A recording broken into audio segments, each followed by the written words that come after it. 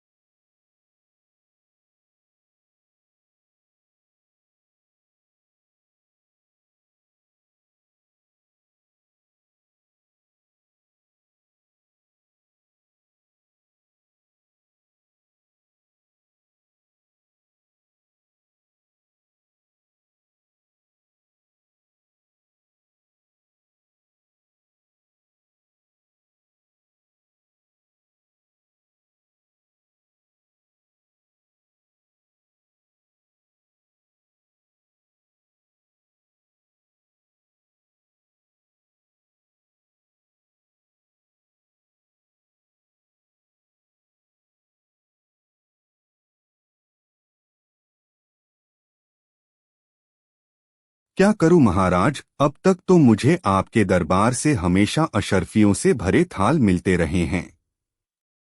यह पहला मौका है कि मुझे चांदी की थाली मिली है।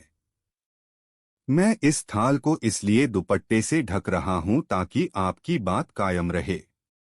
सब यही समझे कि तेनालीराम को इस बार भी महाराज ने थाली भरकर अशर्फिया पुरस्कार में दी हैं। महाराज तेनालीराम की चतुराई भी बातों से प्रसन्न हो गए। उन्होंने गले से अपना बहुमूल्य हार उतारा और कहा, तेनालीराम, तुम्हारी आज भी खाली नहीं रहेगी। आज उसमें सबसे बहुमूल्य पुरस्कार होगा। थाली आगे बढ़ाओ तेनालीराम। तेनालीराम ने थाली राजा कृष्णदेव राय के आगे कर दी। राजा ने उसमें अपना बहुमूल्य हार डाल दिया। सभी लोग तेनालीराम की बुद्धि का लोहा मान गए। थोड़ी देर पहले जो दरबारी उसका मजाक उड़ा रहे थे, वे सब भीगी बिल्ली बने एक दूसरे का मुंह देख रहे थे, क्योंकि सबसे कीमती पुरस्कार इस बार भी तेनालीराम को ही मिला था। एक बार राजा कृष्णदेव राय और तेनालीराम के बीच किसी बात को लेकर विवाद हो गया। तेनालीराम रुठकर चले गए। 8-10 दिन बीते तो राजा का मन उदास हो गया। राजा ने तुरंत सेवकों को तेनालीराम को खोजने भेजा। आसपास का पूरा क्षेत्र छान लिया पर तेनालीराम का कहीं अता पता नहीं चला। अचानक राजा को एक तरकीब सूझी। उसने सभी गांवों में मुनादी कराई, राजा अपने राजकीय कुएं का विवाह रचा रहे हैं, इसलिए गांव के सभी मुखिया अपने अपने गांव के कुओं को लेकर राजधानी पहुंचे। जो आदमी इस आज्ञा का पालन नहीं करेगा, उसे जुर्माने में 1000 स्वर्ण मुद्राएं देनी होंगी। मुनादी सुनकर सभी परेशान हो गए। भला कुएं भी कहीं लाए ले जाए जा सकते हैं। जिस गांव में तेनालीराम भेष बदलकर रहता था, वहां भी यह मुनादी सुनाई दी। गांव का मुखिया परेशान था। तेनालीराम समझ गए कि उसे खोजने के लिए ही महाराज ने यह चाल चली है। तेनालीराम ने मुखिया को बुलाकर कहा, मुखिया जी, आप चिंता न करें, आपने मुझे गांव में आश्रय दिया है, इसलिए आपके उपकार का बदला मैं चुकाऊंगा। मैं एक तरकीब बताता हूं, आप आसपास के मुखियाओं को इकट्ठा करके राजधानी की ओर प्रस्थान करें। सलाह के अनुसार सभी राजधानी की ओर चल दिए। तेनालीराम भी उनके साथ थे। राजधानी के बाहर पहुंचकर वे एक जगह पर रुक गए। एक आदमी को मुखिया का संदेश देकर राज दरबार में भेजा। वह आदमी दरबार में पहुंचा और तेनालीराम की राय के अनुसार बोला, महाराज, हमारे गांव के कुएं विवाह में शामिल होने के लिए राजधानी के बाहर डेरा डाले हैं। आप मेहरबानी करके राजकीय कुएं को उनकी अगवानी के लिए भेजें, ताकि हमारे गांव के कुएं ससम्मान दरबार के सामने हाजिर हो सकें। राजा को उनकी बात समझते देर नहीं लगी कि ये तेनालीराम की तरकीब है। राजा ने पूछा, सच सच बताओ कि तुम्हें यह अक्ल किसने दी है? राजन, थोड़े दिन पहले हमारे गांव में एक परदेशी आकर रुका था। उसी ने हमें यह तरकीब बताई है, आगंतुक ने जवाब दिया। सारी बात सुनकर राजा स्वयं रथ पर बैठकर राजधानी से बाहर आए और ससम्मान तेनालीराम को दरबार में वापस लाए। गांव वालों को भी पुरस्कार देकर विदा किया। एक दिन राजा कृष्णदेव राय के दरबार में इस बात पर गर्मागर्म बहस हो रही थी कि मनुष्य का स्वभाव बदला जा सकता है या नहीं। कुछ का कहना था कि मनुष्य का स्वभाव बदला जा सकता है। कुछ का विचार था कि ऐसा नहीं हो सकता, जैसे कुत्ते की दुम कभी सीधी नहीं हो सकती। राजा को एक विनोद सूझा। उन्होंने कहा, बात यहाँ पहुंची कि अगर कुत्ते की दुम सीधी की जा सकती है, तो मनुष्य का स्वभाव भी बदला जा सकता है, नहीं तो नहीं बदला जा सकता। राजा ने फिर विनोद को आगे बढ़ाने की सोची, बोले, ठीक है, आप लोग यह प्रयत्न करके देखिए। राजा ने 10 चुने हुए व्यक्तियों को कुत्ते का एक एक पिल्ला दिलवाया और 6 मास के लिए हर मास 10 स्वर्ण मुद्राएं देना निश्चित किया। इन सभी लोगों को कुत्तों की दुम सीधी करने का प्रयत्न करना था। इन व्यक्तियों में एक तेनालीराम भी था। शेष 9 लोगों ने इन 6 महीनों में पिल्लों की दुम सीधी करने की बड़ी कोशिश की। एक ने पिल्ले की पूंछ के छोर को भारी वजन से दबा दिया ताकि इससे दुम सीधी हो जाए।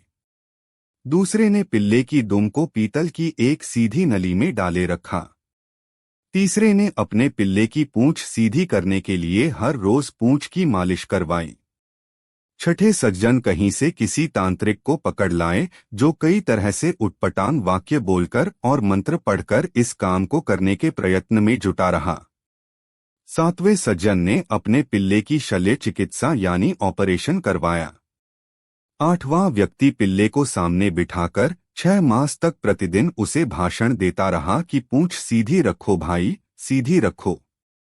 नवा व्यक्ति पिल्ले को मिठाइयाँ खिलाता रहा कि शायद इससे यह मान जाए और अपनी पूंछ सीधी कर ले।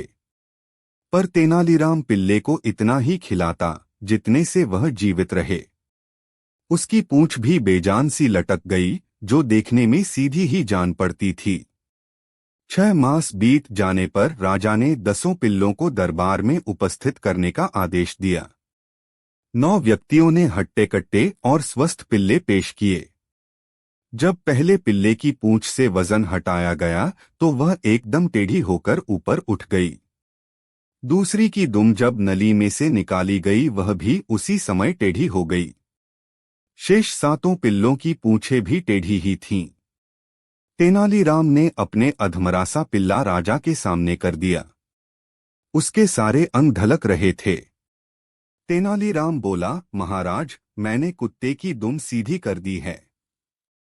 दुष्ट कहीं के राजा ने कहा, बेचारे निरीह पशु पर तुम्हें दया भी नहीं आई। तुमने तो इसे भूखा ही मार डाला। इसमें तो पूंछ हिलाने जितनी शक्ति भी नहीं है। महाराज, अगर आपने कहा होता कि इसे अच्छी तरह खिलाया पिलाया जाए तो मैं कोई कसर नहीं छोड़ता। पर आपका आदेश तो इसकी पूंछ को स्वभाव के विरुद्ध सीधा करने का था, जो इसे भूखा रखने से ही पूरा हो सकता था। बिल्कुल ऐसे ही मनुष्य का स्वभाव भी असल में बदलता नहीं है। हाँ, आप उसे काल कोठरी में बंद करके उसे भूखा रखकर उसका स्वभाव मुर्दा बना सकते हैं। एक बार राजा कृष्णदेव राय महल में अपनी रानी के पास विराजमान थे। तेनालीराम की बात चली तो बोले, सचमुच हमारे दरबार में उस जैसा चतुर कोई और नहीं है, इसलिए अभी तक तो कोई उसे हरा नहीं पाया है। सुनकर रानी बोली, आप कल तेनालीराम को भोजन के लिए महल में आमंत्रित करें, मैं उसे जरूर हरा दूंगी। राजा ने मुस्कुराकर हामी भर ली। अगले दिन रानी ने अपने अपने हाथों से स्वादिष्ट पकवान बनाए। राजा के साथ बैठा तेनालीराम उन पकवानों की जी भर के प्रशंसा करता हुआ खाता जा रहा था। खाने के बाद रानी ने उसे बढ़िया पान का बीड़ा भी खाने को दिया। तेनालीराम मुस्कुराकर बोला, सचमुच आज जैसा खाने का आनंद तो मुझे कभी नहीं आया। तभी रानी ने अचानक पूछ लिया, अच्छा तेनालीराम, एक बात बताओ, राजा बड़े हैं या मैं? अब तो तेनालीराम चकराया। राजा रानी दोनों ही उत्सुकता से देख रहे थे कि भला तेनालीराम क्या जवाब देता है। अचानक तेनालीराम को जाने क्या सूझा, उसने दोनों हाथ जोड़कर पहले धरती को प्रणाम किया, फिर एकाएक जमीन पर गिर पड़ा। रानी घबराकर बोली, अरे अरे, यह क्या तेनालीराम? तेनालीराम उठकर खड़ा हुआ और बोला, महारानी जी, मेरे लिए तो आप धरती हैं और राजा आसमान। दोनों में से किसे छोटा किसे बड़ा कहूं, कुछ समझ में नहीं आ रहा है। वैसे आज महारानी के हाथों का बना भोजन इतना स्वादिष्ट था कि उही को बड़ा कहना होगा, इसलिए मैं धरती को ही दंडवत प्रणाम कर रहा था। सुनकर राजा और रानी दोनों की हंसी छूट गई। रानी बोली, सचमुच तुम चतुर हो तेनालीराम, मुझे जिता दिया पर हार कर भी खुद जीत गए। इस पर महारानी और राजा कृष्णदेव राय के साथ तेनालीराम भी खिलखिलाकर हंस दिए। ज्ञानी थे, अपने वाक चातुर्य के कारण वह काफी प्रख्यात थे और उन्हें विकट कवि के उपनाम से संबोधित किया जाता था। तेनालीराम के पिता गरलापति रामैया तेनाली गांव के रामलिंगेश्वरास्वामी मंदिर के पुजारी हुआ करते थे। तेनालीराम जब आयु में युवा थे तभी उनके के पिता गरलापति रामैया की मृत्यु हो गई और उसके बाद उनकी माता उन्हें लेकर अपने गांव तेनाली अपने भाई के पास रहने चली गई थी। तेनालीराम शिव भक्त भी थे, इसलिए उन्हें तेनाली रामलिंगा के नाम से भी पुकारा जाता था। इतिहासकारों के मुताबिक कुछ समय के बाद उन्होंने वैष्णव धर्म अपना लिया था। तेनालीराम को पाठशाला का विधिवत अभ्यास नहीं प्राप्त हुआ था, पर उनकी सीखने की तीव्र इच्छा और ज्ञान के प्रति धुन के कारण उन्हें शिष्यावृत्ति प्राप्त हुई थी।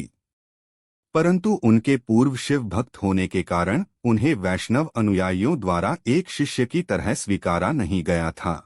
फिर एक महान संत ने उन्हें काली की पूजा करने की सलाह दी और ऐसा कहा जाता है कि संत की बात मानकर तेनालीराम ने काली देवी की खूब तपस्या की और उसी के परिणाम स्वरूप तेनालीराम को देवी काली से उत्कृष्ट हास्य कवि बनने का वरदान मिला।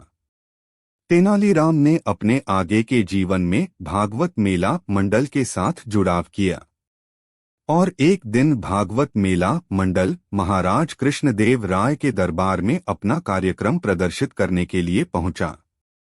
उन्होंने अपने प्रभावशाली प्रदर्शन से राजा कृष्णदेव राय को बहुत प्रभावित कर दिया और कृष्णदेव राय तेनालीराम को अपने दरबार में 8वें स्कॉलर अष्टदिग्गज मंडल में हास्य कवि के पद पर शामिल कर लिया। महाराज कृष्णदेव राय वर्ष 1509 से 1529 तक विजयनगर की राजगद्दी पर विराजमान थे।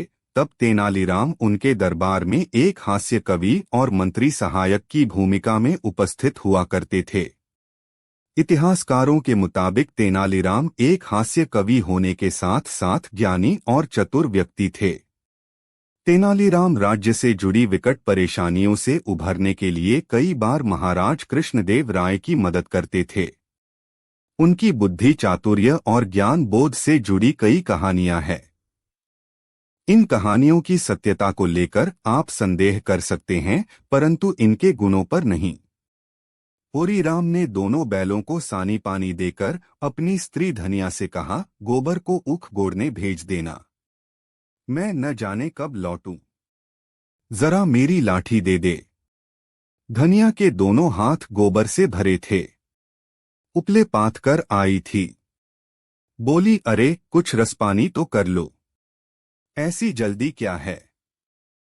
होरी ने अपने झुर्रियों से भरे हुए माथे को सिकोड़कर कहा, तुझे रसपानी की पड़ी है, मुझे यह चिंता है कि अबेर हो गई तो मालिक से भेंट न होगी।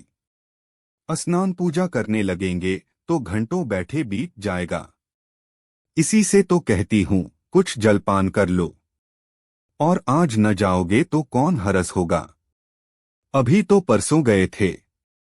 तू जो बात नहीं समझती उसमें टांग क्यों अड़ाती है भाई। मेरी लाठी दे दे और अपना काम देख। यह इसी मिलते जुलते रहने का प्रसाद है कि अब तक जान बची हुई है, नहीं कहीं पता न लगता कि किधर गए। गांव में इतने आदमी तो हैं, किस पर बेदखली नहीं आई, किस पर कुड़की नहीं आई।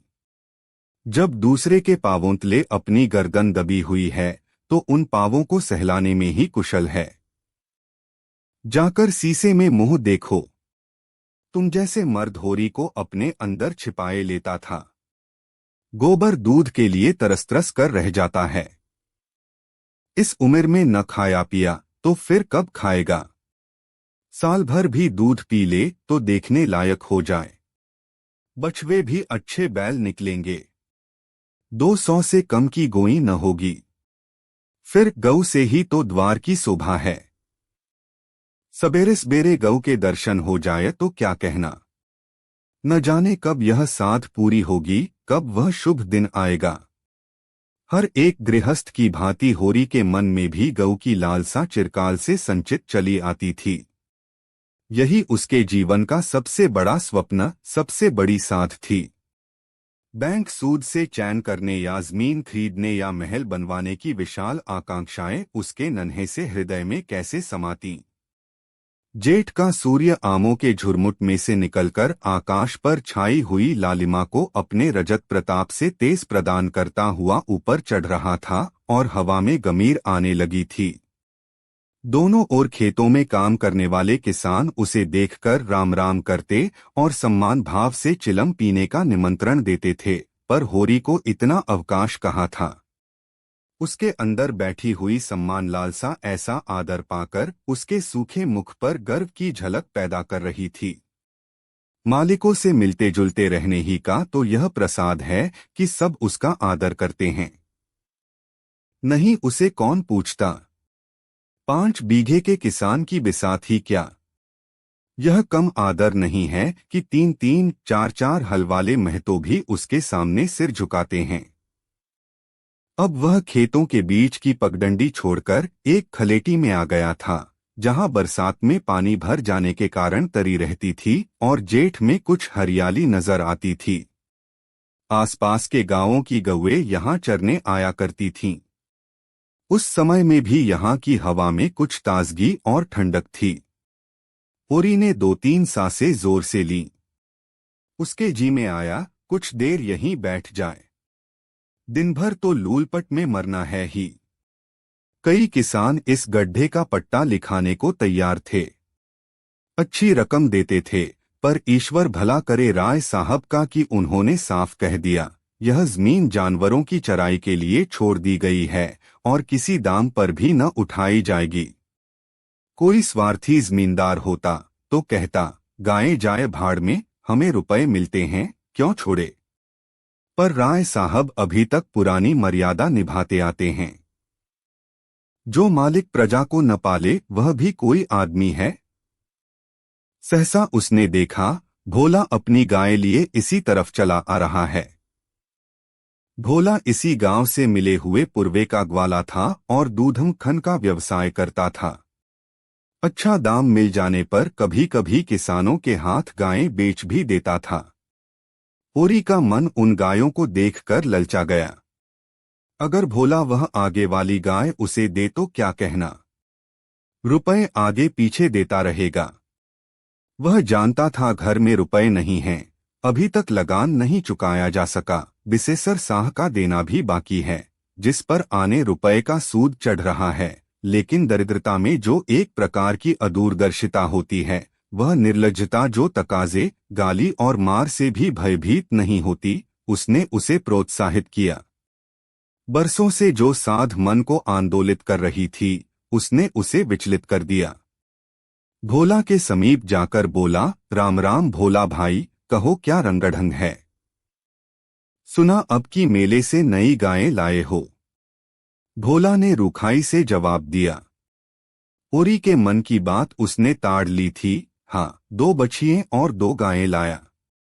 पहले वाली गायें सब सूख गई थीं। बंधी पर दूध न पहुंचे तो गुजर कैसे हो। होरी ने आने वाली गाय के पुट्ठे पर हाथ रखकर कहा, दुधार तो मालूम होती है। कितने में ली।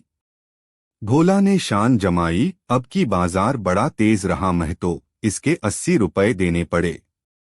आंखें निकल गईं। 30-30 रुपए तो दोनों कलोरों के दिए।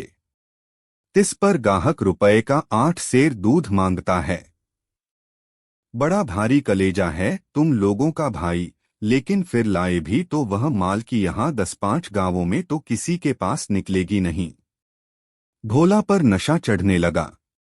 बोला, राय साहब इसके 100 रुपए देते थे। दोनों कलोरों के 50-50 रुपए, लेकिन हमने न दिए। भगवान ने चाहा तो 100 रुपए इसी बयान में पीट लूंगा। इसमें क्या संदेह है भाई। मालिक क्या खा के लेंगे। नजराने में मिल जाए तो भले ले लें। यह तुम ही लोगों का गुदार है कि अंजुली भर रुपए तकदीर के भरोसे गिन देते हो। यही जी चाहता है कि इसके दर्शन करता रहूं। धन्य है तुम्हारा जीवन की गौओं की इतनी सेवा करते हो। हमें तो गाय का गोबर भी मयस्सर नहीं। गिरस्त के घर में एक गाय भी न हो तो कितनी लज्जा की बात है। साल के साल बीत जाते हैं, गोरस के दर्शन नहीं होते। घरवाली बार बार कहती है, भोला भैया से क्यों नहीं कहते? मैं कह देता हूँ, कभी मिलेंगे तो कहूँगा। तुम्हारे स्वभाव से बड़ी प्रसन्न रहती है। कहती है, ऐसा मर्द ही नहीं देखा कि जब बातें करेंगे नीची आंखें करके कभी सिर नहीं उठाते। भोला पर जो नशा चढ़ रहा था उसे इस भरपूर प्याले ने और गहरा कर दिया। बोला, भला आदमी वही है जो दूसरों की बहू बेटी को अपनी बहू बेटी समझे। जो दुष्ट किसी महरिया की ओर ताके उसे गोली मार देना चाहिए। यह तुमने लाख रुपए की बात कह दी भाई। बस सज्जन वही जो दूसरों की आबरू को अपनी आबरू समझे। जिस तरह मर्द के मर जाने से औरत अनाथ हो जाती है, उसी तरह औरत के मर जाने से मर्द के हाथ पांव टूट जाते हैं। मेरा तो घर उजड़ गया, मैं तो कोई एक लोटा पानी देने वाला भी नहीं। गत वर्ष भोला की स्त्री लू लग जाने से मर गई थी।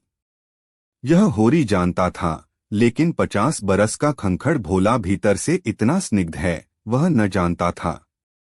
स्त्री की लालसा उसकी आंखों में सजल हो गई थी। होरी को आसन मिल गया। उसकी व्यावहारिक कृषक बुद्धि सजग हो गई। पुरानी मसल झूठी थोड़ी है, बिन घरनी घर भूत का डेरा। कहीं सगाई नहीं ठीक कर लेते? ताक में हूं मैं तो, पर कोई जल्दी फंसता नहीं। 150 खर्च करने को भी तैयार हूं, जैसी भगवान की इच्छा। अब मैं भी फिर्क में रहूंगा।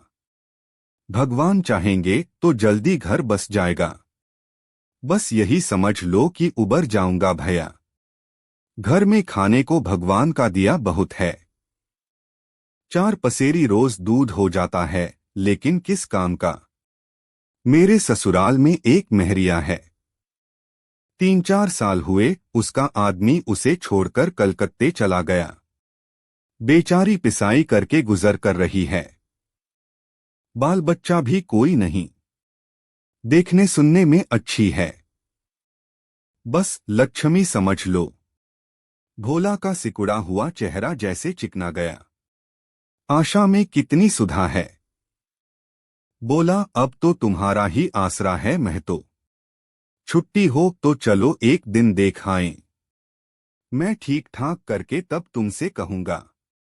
बहुत उतावली करने से भी काम बिगड़ जाता है। जब तुम्हारी इच्छा हो तब चलो। उतावली काहे की? इस कबरी पर मन ललचाया हो तो ले लो। यह गाय मेरे मान की नहीं है दादा। मैं तुम्हें नुकसान नहीं पहुंचाना चाहता। अपना धर्म यह नहीं है कि मित्रों का गला दबाएं। जैसे इतने दिन बीते हैं वैसे और भी बीत जाएंगे। तुम तो ऐसी बातें करते हो होरी, जैसे हम तुम दो हैं। तुम गाय ले जाओ, दाम जो चाहे देना। जैसे मेरे घर रही वैसे तुम्हारे घर रही। 80 रुपए में ली थी, तुम 80 रुपए ही दे देना। जाओ। लेकिन मेरे पास नगद नहीं है दादा, समझ लो। तो तुमसे नगद मांगता कौन है भाई? ओरी की छाती गजभर की हो गई। 80 रुपए में गाय महंगी न थी। ऐसा अच्छा डील डॉल, दोनों जून में 6-7 सेर दूध, सीधी ऐसी की बच्चा भी दुहले। इसका तो एक एक बाछा 100-100 का होगा। द्वार पर बंधेगी तो द्वार। बादशाह अकबर के दरबार में बीरबल सबसे ज्यादा बुद्धिमान और चालाक आदमी थे।